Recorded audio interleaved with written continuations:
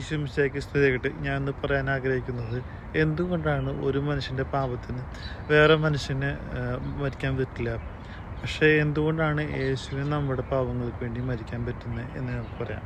Okay, കാണാം. കാരണം വേറൊന്നല്ല, എല്ലാ മനുഷ്യന്മാരും പാപികളാണ്. യേശു മാത്രമാണ് പാപമില്ലാതെ ജനിച്ചത്. അതായത് പുരുഷൻ്റെ ബീജത്തിൽ നിന്ന് ജനിച്ച എല്ലാവർക്കും ഉത്ഭവപാവം ഉണ്ടാകും. ആദത്തിൻ്റെ അതേ പാവം കണ്ടിന്യൂ ചെയ്ത് വരുന്നതാണ് ഉത്ഭവപാവം എന്ന് പറയുന്നത്.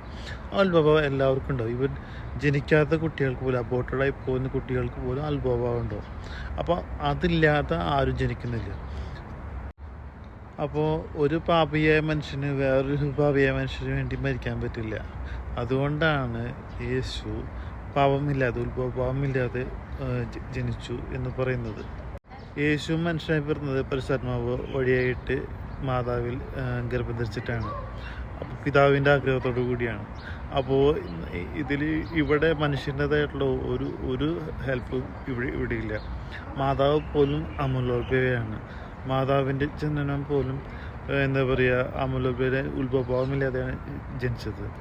അതുകൊണ്ട് ആ മാതാവിന് പോലും ദൈവത്തിൻ്റെ ഒരു ഗ്രേസ് കൊണ്ട് ഉണ്ടാക്കപ്പെട്ട ആളാണ് മാതാവ് പോലും.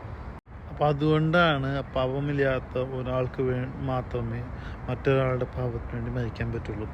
അതാണ് മെയിനായിട്ട് നമ്മൾക്ക് മനസ്സിലാവാൻ പറ്റുന്നത്. ഇവിടെ യേശുവിന് പാപമില്ല. യേശുവിന് പാപമില്ലാത്തത് കൊണ്ട് യേശുവിന് മറ്റൊരാൾക്ക് വേണ്ടി മരിക്കാം. അതുപോലെ തന്നെ യേശു ദൈവവുമാണ്. അപ്പോൾ ദൈവം ഒരു കാര്യം ചെയ്തു കഴിഞ്ഞാൽ അതിൻ്റെ റിസൾട്ട് അനന്തമായ റിസൾട്ടാണ് നമുക്ക് കാണാൻ പറ്റും. യേശു ദൈവവും മനുഷ്യനുമായതുകൊണ്ട് ഒരു മനുഷ്യന് വേണ്ടി മരിക്കാൻ യേശുവിന് പറ്റുന്ന പാപമില്ലാത്തത് കൊണ്ട്, അതുപോലെ തന്നെ ദൈവവുമായതുകൊണ്ട് യേശുവിൻ്റെ ആ മരണം എല്ലാവർക്കും അത് ഉപകാരവും ആവും. അങ്ങനെ നമുക്ക് നിത്യ ശിക്ഷയിൽ നിന്ന് നമുക്ക് ഒഴിവായി ദൈവത്തോടു കൂടി പുതിയ ആകാശത്തിലും പുതിയ ഭൂമിയിലും ജീവിക്കാൻ പറ്റും. പിന്നെ സൽപ്രവർത്തിക്ക് നമ്മൾ ചെയ്തില്ലെങ്കിൽ അതിനർത്ഥം നമ്മൾ ചെയ്യാൻ പോകുന്നത് പാപമാണെന്നാണ്. അതുകൊണ്ടാണ് സൽപ്രവൃത്തി ചെയ്യാൻ പറയുന്നത്. അല്ലാതെ സൽപ്രവൃത്തി ചെയ്ത് കഴിഞ്ഞാൽ നമ്മൾ ചെയ്ത പാപത്തിന് അത് മാഞ്ഞു പോകുന്നല്ല. പാപം അവിടെ ഉണ്ട്, പാപത്തിന് ശിക്ഷയുണ്ട്. സൽപ്രവൃത്തി നമ്മൾ ചെയ്ത് കഴിഞ്ഞാൽ നമ്മൾ വീണ്ടും പാപം ചെയ്യില്ല എന്നുള്ളത് കൊണ്ട് മാത്രമാണ് അത് ചെയ്യാൻ പറയുന്നത്. അപ്പോൾ സൽപ്രവൃത്തി കൊണ്ട് ആർക്കും രക്ഷ നേടാൻ പറ്റില്ല. കിട്ടിയ രക്ഷ നമുക്ക് നശിപ്പിക്കാതിരിക്കാൻ പറ്റും. അത് അത്രയേ ഉള്ളൂ. ഓക്കെ, യേശുവിനെ നമുക്ക് ആരാധിക്കാൻ, സ്നേഹിക്കുക, കൃപകളുടെ ഹല്ലേലൂയ, ആമേൻ.